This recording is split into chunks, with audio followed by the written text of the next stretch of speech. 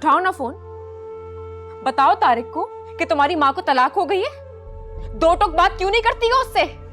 कब तक छुपाओगी आखिर? मैं नहीं कर सकती दो टोक बात तुम्हारी तरह, बहादुर नहीं हूं मैं।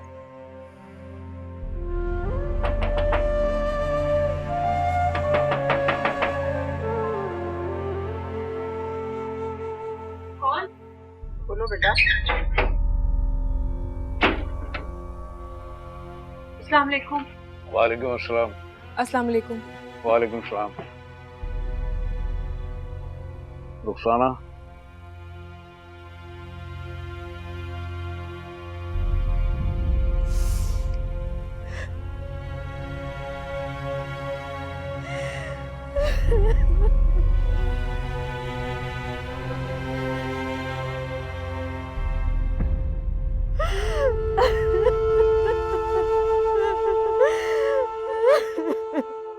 चलो हम तुम्हें लेने आए हैं।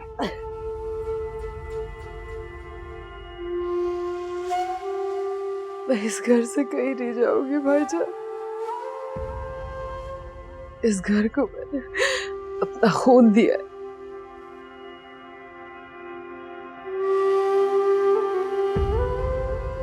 ये घर छोड़ के मैं नहीं जाऊंगी, कहीं नहीं जाऊंगी।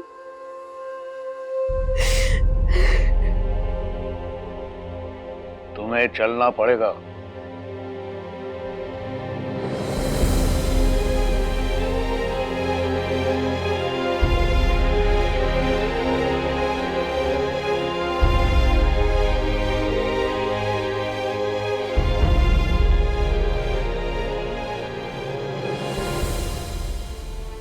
प्लीज मामू, अब्बू को आने दी, उसके बाद ले जाइएगा अम्मी को। मामू हमसे ये बर्दाश्त नहीं हो रहा।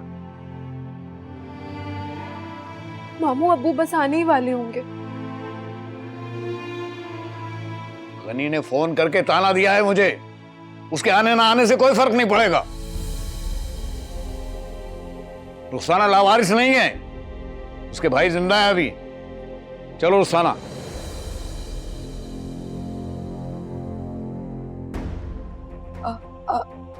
अब सचमुच लेके जा रहे हैं मुझे?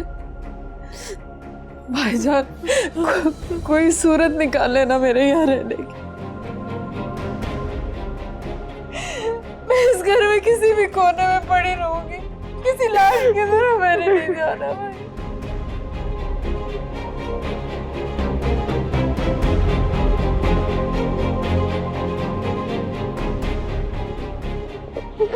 अब्बू, अब्बू ये सब क्या हो रहा है? अम्मी को इसी घर में रहने देना, अम्मी कहीं नहीं जाएंगी। अब्बू,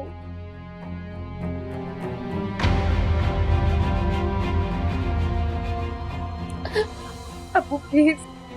अम्मी मेरे साथ रहेंगी, आपको बिल्कुल तंग नहीं करेंगी। रहने देना अब्बू प्लीज। मैंने जिंदगी के हर मोड़ पे आपकी फेवर की, लेकिन इस मामले में मैं आपका साथ नहीं दूंगी। हमारी माँ को तो हमसे जुदा करने का फैसला नहीं कर सकते आप। देखो, बनी चाहेगा तो ये मजीद कुछ दिन यहाँ रुक सकती हैं, और तुम लोग भी पराये नहीं हो, बच्चे हो इसके। हमें भी कोई जल्दी नहीं है, क्यों फरखंदा? जी। औरत की रुखसती डोली में बड़ी शान और शौकत के साथ होती है, और वापसी कंधों पर या फिर अपने पैरों पर। रुखसती की तकदीर माँ बाप और बहन भाई लिखते हैं और दुनिया वाले लिखते हैं, और अपने पैरों पर वापसी की तकदीर औरत खुद लिखती है। इस औरत ने अपनी वापसी की तकदीर अपने हाथ से लिखती है। ये कंधों पर नहीं, अपने पैरों पर जाना चाहती है, तो इसका चले जाना ही बेहतर है। अब्बू, अब्बू। चलो रुखसाना, तुम्हें चलना ही पड़ेगा। चलो रुखसाना, तुम्हें चलना पड़ेगा। तुम्हें चलना पड़ेगा। नहीं नहीं, तुम्हें चलना पड़ेगा रुखसाना। मुझे रहने दे। उठो उठो। अम्मी मत जाए ना, अम्मी अम्मी मत जाए, अम्मी रुक जाए, अम्मी अम्मी रुक जाए ना, अम्मी अम्मी मर जाए, अम्मी अम्मी रुक जाए, अम्मी मुझे ना लेके जाए, अम्मी अम्मी रुक जाए।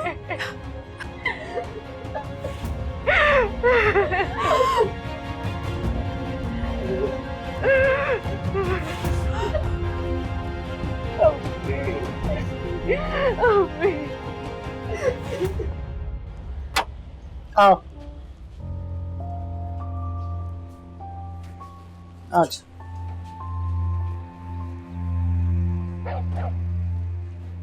बैठो रुखसाना, यहाँ आराम से बैठो। मुझे आप दोनों से जरा कोई बात करनी है। तुम बैठो, हम अभी आ रहे हैं।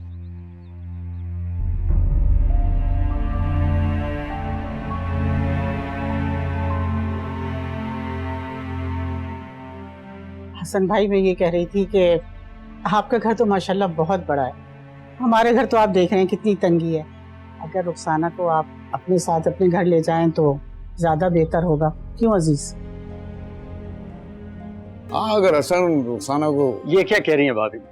बड़े भाई की हैसियत से रुखसाना का इनके घर पे रहना ज्यादा बेहतर है, वरना लोग क्या कहेंगे। हाँ, अगर अजीज भाई चाहें तो मैं अभी के अभी रुखसाना को यहाँ से ले जाता हूँ। ये तुम किन बातों को लेके बैठ गई हो? आदमी के दिल में जगह होनी चाहिए तो घर में जगह हो जाती है। रुखसाना मेरी बहन है, वो मेरे घर में रहेगी।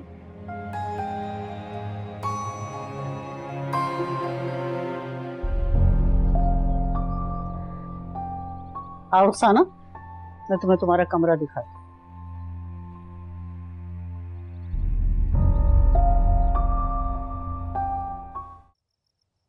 ये क्या किया आपने अब्बू? एक तो अम्मी को तलाक दे दी, ऊपर से उन्हें घर से ऐसे निकाला जैसे कोई चाय से मक्खी निकालता है। मक्खी थी तुम्हारी माँ, सारी चाय को खराब कर रही थी।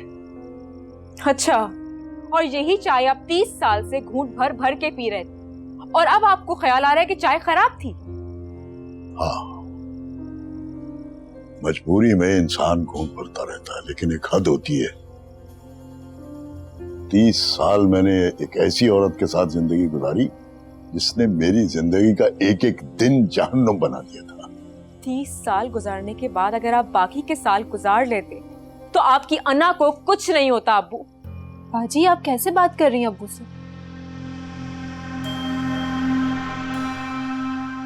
तुम अगर बिलाल से तलाक लेके ना आती तो तुम्हारी अन्ना को भी कुछ ना होता। ओह, अब समझ आई मुझे। तो ये पट्टियां आपको उस बिलाल ने बढ़ाई हैं और डायरेक्शन वहां से मिलती रही है आप लोगों को। बिलाल का कोई अमल दखल नहीं है इसमें। मैं मान ही नहीं सकती। मैं उससे ताल्लुक खत्म करके आई थी, लेकिन आप और अफरोज उससे राब्ते में रहते थे, हमदर्दी थी आपको उससे, और उसी ने आप दोनों के दिल में जहर भरा है। तुम्हारी माँ तुम्हारी इस बहन को बालों से पकड़ के घसीट घसीट के मार रही थी यहाँ पे, और अफरोज का सर फाड़ दिया उसने फ्राई पैन मार के। क्या वो बिलाल ने पट्टियां पढ़ाई थी सर? वो माँ थी, हमें मार ही रही थी तो क्या हो जाता। और बचपन से तो आपके सामने हमें वो मारती आई है, बस कभी उनका हाथ ज्यादा उठ जाता था और कभी कम। और आपने तो उनके सर पर से हमेशा के लिए हाथ उठा लिया। हम बच्चे थे उनके, वो हमें मारती थी, हमारे लिए लड़ती थी, इस घर के लिए लड़ती थी। लेकिन अब्बू आपने क्या किया? उनके 30 साला खलूस का ये सिला दिया आपने?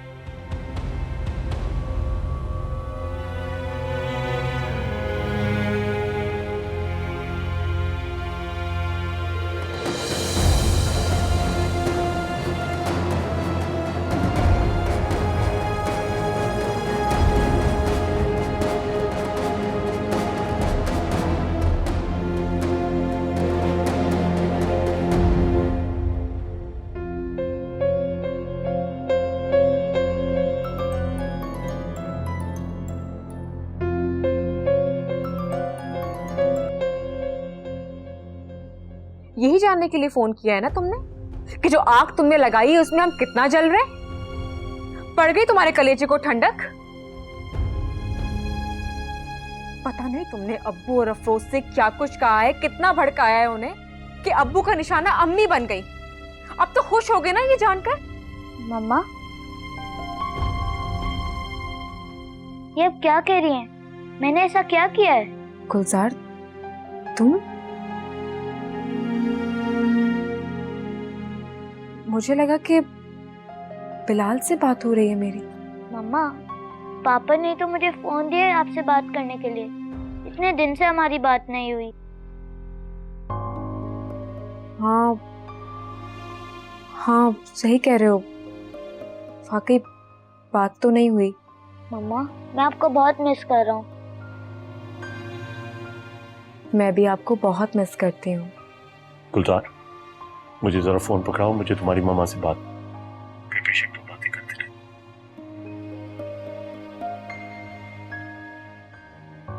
हेलो। हाँ सारा, कल हमें काजी साहब के पास जाना है तीसरी तलाक के लिए।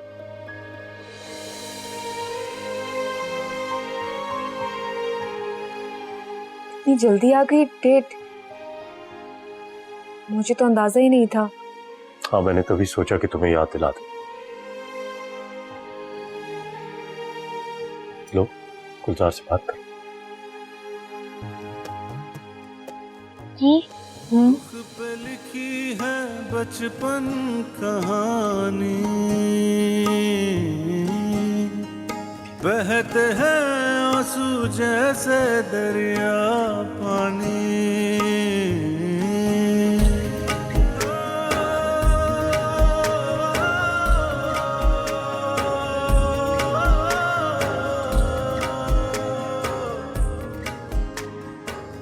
सारा बीबी और बिलाल मियां, आप लोगों की 2 तलाकें हो चुकी हैं, जबकि तीसरी अभी बाकी है। और आप लोगों को सोच विचार के लिए कमोबेश 2 माह का वक्त भी मिल चुका है।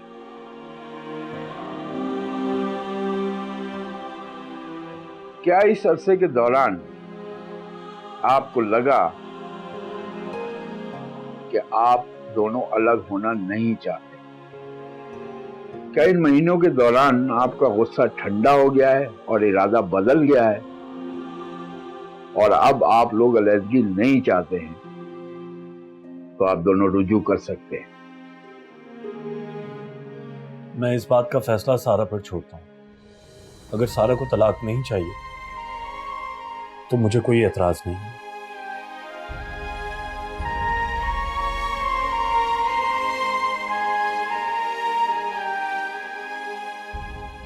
रुखसाना, मैं तुझे तलाक देता हूं। मैं तुझे तलाक देता हूं।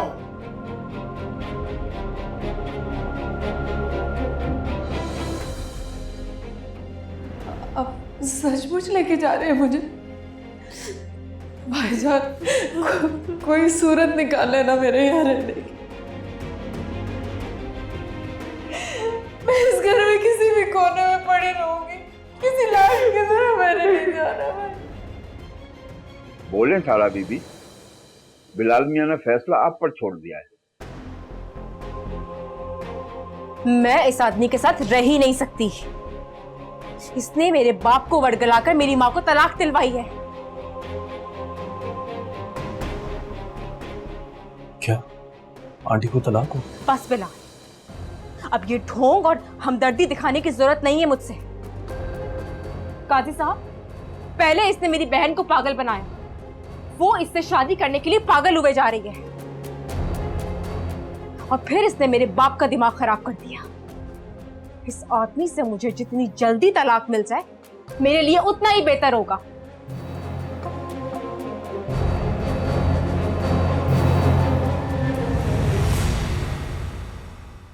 बीबी सारा बिनते अब्दुल गनी, मैं बिलाल बिन हमजा अपने पूरे होश हवास में रूबरू गवाहान के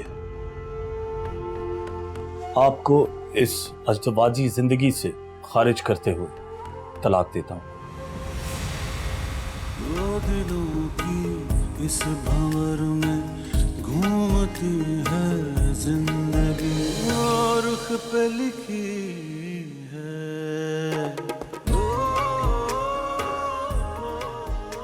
इस पे साइन कर दीजिए।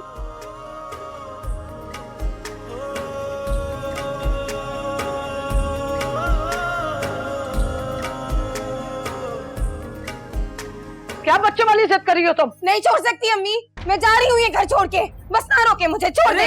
ये क्या हो रहा है? वही हो रहा है जो तुम चाहते थे। तुम यही चाहते थे ना कि मैं शादी करके इस घर से चली जाऊं। लो, तुम्हें अब इतनी भी जहमत नहीं करनी पड़ेगी। मैं जा रही हूँ तुम सबको छोड़ के इस घर से। पागल मत बनो, कोई इस तरह अपनों को छोड़कर जाता है? और फिर बेटा मुझे तुम्हारी बहुत जरूरत है। पागल आज नहीं हुई अम्मी, पागल बहुत पहले हो गई थी। पूछे इससे, इसने किया है मुझे पागल। तुम जानना चाहते थे ना कि मैं तुम्हारे और सारा के बीच में हूँ या नहीं? लो, आज सुन लो। हाँ, मैं ही ऐसी हरकतें करती थी, मैं ही अम्मी के कान भरती थी। जानते हो क्यों? क्योंकि मैं तुमसे नफरत करती थी भाई, और आज से नहीं, बहुत पहले से। वो इसलिए क्योंकि तुमने मेरा हक मारा है, और सबसे बड़ा हक वहाँ मारा है जहाँ तुम सादिक के घर मेरा रिश्ता लेके गए थे भाई, और तुमने सादिक को मना किया था मेरे रिश्ते के लिए हाँ करने से। भाई, तुम मेरा प्यार छीन के मुझे बर्बाद करके कैसे खुश रह सकते हो भाई? इसीलिए मैंने तुम्हारी जिंदगी तबाह की। अंबर, यकीन करो, मैंने सादिक की अम्मी से ऐसी कोई बात नहीं की। तुम्हें गलतफहमी हो रही है। तुमने ऐसा किया या नहीं, अब मुझे उससे कोई गर्ज नहीं है। मुझे जाने दो। और तुम भी यही चाहती थी ना कि मैं शादी करके इस घर से चली जाऊं? तुम्ही ने भाई को फरहान के नाम का एक लड़का लाके दिया था ना मुझसे शादी कराने के लिए। लो, अब मैं जा रही हूँ इस घर से बगैर शादी किए। नहीं, तुम इस तरह नहीं जा सकती छोड़ के। और तुम्हारा फिर हमारे सिवा है ही कौन? है अम्मी एक दोस्त। शुरू में जाके उसके घर रहूंगी, फिर अपना कोई ना कोई बंदोबस्त कर लूंगी। खुदा के लिए अंबर, खुदा के लिए तुम्हारे हाथ जोड़ती हूँ, इस तरह मत जाओ। और ठीक है, अगर तुम जाना ही चाहती हो ना तो मुझे भी अपने साथ लेके चलो। किसी को भी कहीं जाने की जरूरत नहीं है। मैं ही यहाँ से चला जाता हूँ, क्योंकि जब से मैं यहाँ आया हूँ ये मसले शुरू हो गए। गुलजार, अरे रहने दो बस, कोई कहीं नहीं जाएगा यहाँ से। मुझे तुम दोनों ही की जरूरत है। और तुम एक बात मेरी कान खोल के सुन लो, खुदा के लिए अंबर को उसके हाल पर छोड़ दो। चलो अंदर, पागल ऐसी।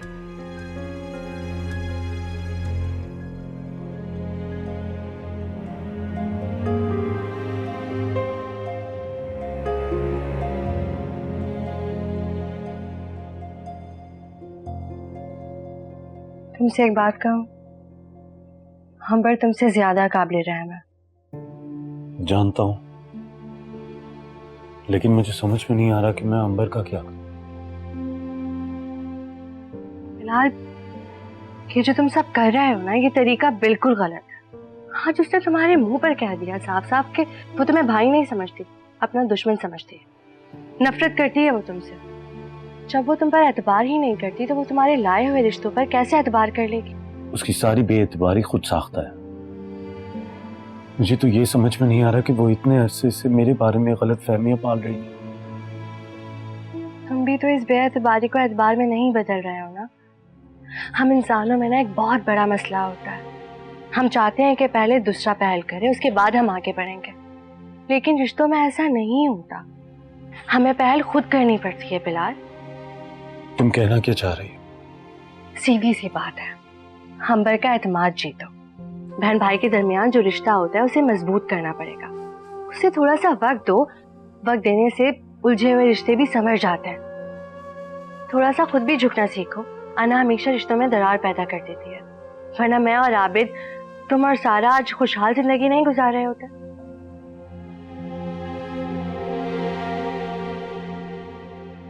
क्या सोच रहे हो? कुछ नहीं, मैं फरहान और उसके पेरेंट्स को आने से मना कर दूं।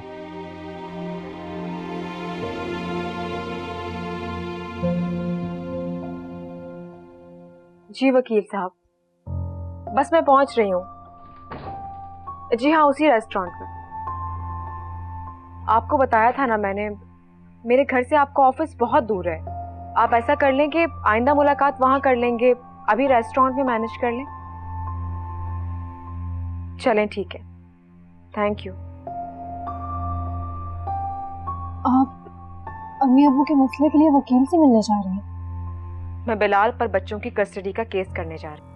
बस कर दें बाजी, पहले क्या परेशानियां कम है घर में, एक और परेशानी ले आई हैं आप। मैं सिर्फ अम्मी की वजह से रुक गई थी अफरोज, और मुझे खुद भी ये लग रहा था कि शायद वो खुद तंग आकर बच्चों को मेरे पास छोड़ देगा।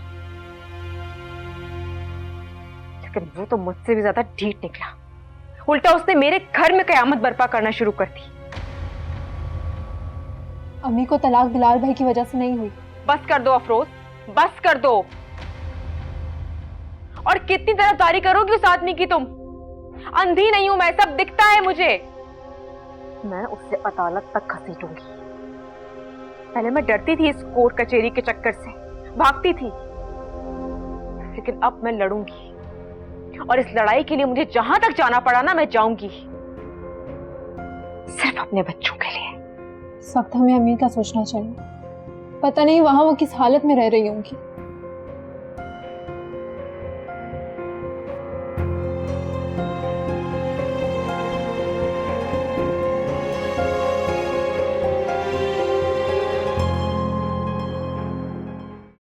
अम्मी ये देख के इसने मेरा पूरा स्केच खराब कर दिया।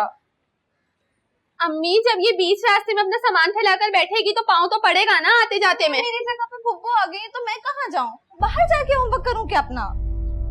समझ में नहीं आ रहा मेरी, तुम सब लोगों को कहाँ एडजस्ट करूँ?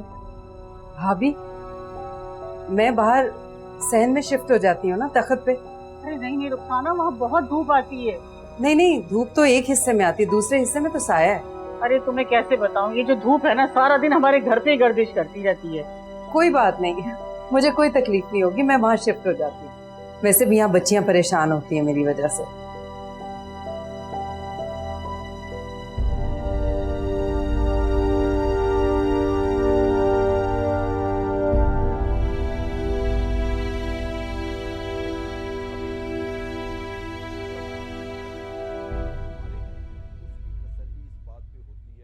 रिमोट में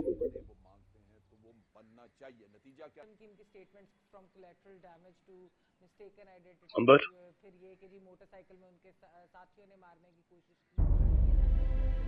मैं तुमसे माफी मांगना चाहता हूँ। आई एम रियली सॉरी अंबर। शादी करना ना करना सरासर तुम्हारा अपना फैसला है, और मैं इसके लिए कभी भी तुम्हें फोर्स नहीं करूंगा, और ना ही कभी तुम्हारे पे बोझ बनूंगा। कभी भी इस बारे में तुमसे बात नहीं करूंगा जब तक तुम मुझसे नहीं करोगी। और मैं बहुत शर्मिंदा हूं जो मेरी वजह से तुम्हारी इतनी दिल आजारी हुई है।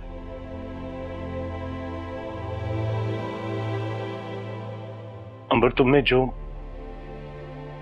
मेरे सारा और गुलजार के साथ किया, मैं उन सब के लिए तुम्हें माफ करता हूं। लेकिन सारा और गुलजार अगर तुम्हें माफ करें ना करें, ये उनका ज़र्फ है। लेकिन उम्मीद करता हूं तुम मुझे जरूर माफ कर दोगी।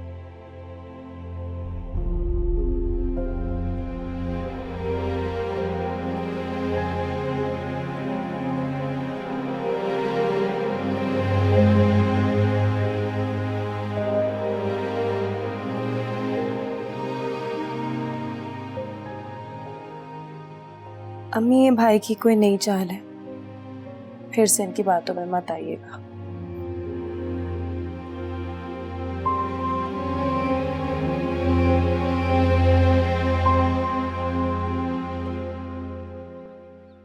अम्मे, अम्मे, क्या हो गया? या तो आज इस घर में मैं रहूंगा या आपकी बेटियां। आखिर हुआ क्या है? मेरे 10,000 रुपए नहीं मिल रहे और आपकी बेटियां अपने पर्स की तलाशी तक नहीं दे रही। अरे हम कोई क्या चोर उचक्के हैं जो ऐसे अपने सामान की तलाशी लेने देंगे? और ये क्या कोई कम बेइज्जती की बात है कि तुम चंद पैसों के लिए अपनी बहनों की तलाशी लोगे? मैं कुछ नहीं जानता, मुझे मेरे पैसे चाहिए बस। अरे लेने दो तलाशी, कोई कयामत नहीं आ जाएगी। चलो दो तलाशी। लो पकड़ो।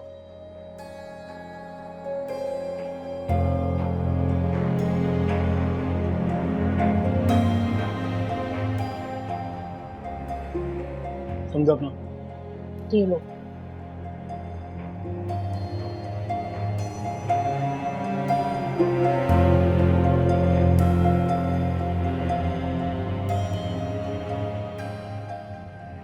हो गई तसल्ली तुम्हारी? अरे अम्मी, इससे अपनी चीजें तो संभाली नहीं जाती और दूसरों पे ढोल जमाता फिरता है। एक मिनट, फुप्पो के पर्स की तलाशी बाकी है, हो सकता है उन्होंने मेरे पैसे लिए हों। पता है क्या बकवास कर रहे हो तुम? मैं फुप्पो के पर्स की तलाशी लूंगा। अरे अरे बात सुनो, इसका क्या दिमाग खराब हो गया? अरे सुनो।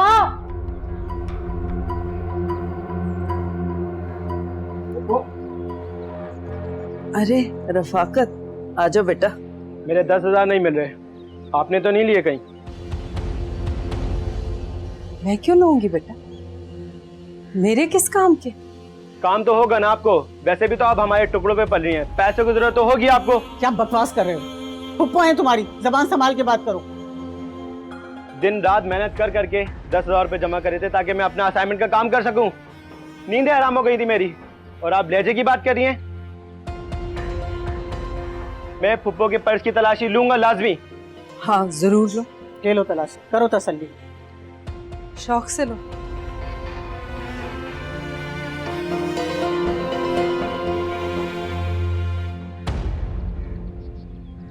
ये देखिए अम्मी,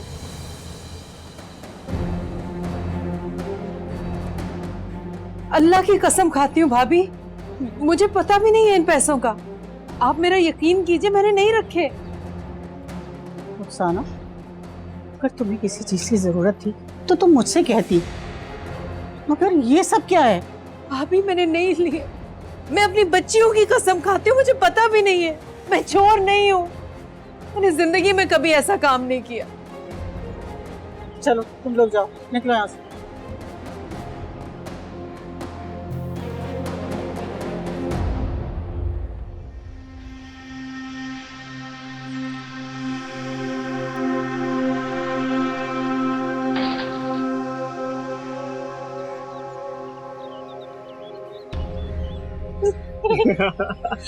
कैसा था मेरा आइडिया? मेरी एक्टिंग कैसी थी? सब छोड़ो, तुम दोनों तो रहने ही दो। अगर मैं सही वक्त में पुप्पो के पर्स में पैसे नहीं डालती थी तो क्या खाक तुम और क्या खाक तुम्हारी एक्टिंग। बस बहुत हो गया। वैसे यार गजब खुदा का, हमें हमारे घर में पाँव जमाने की जगह नहीं मिलती और एक हमारे अब्बू हैं अपनी बूढ़ी बहन को उठा के लिए। चलो चलो, देर हो रही है, चलते हैं। चलो चलो। खुदा के लिए मेरा यकीन करें, आप तो कब से जानती है, बच्चे तो छोटे।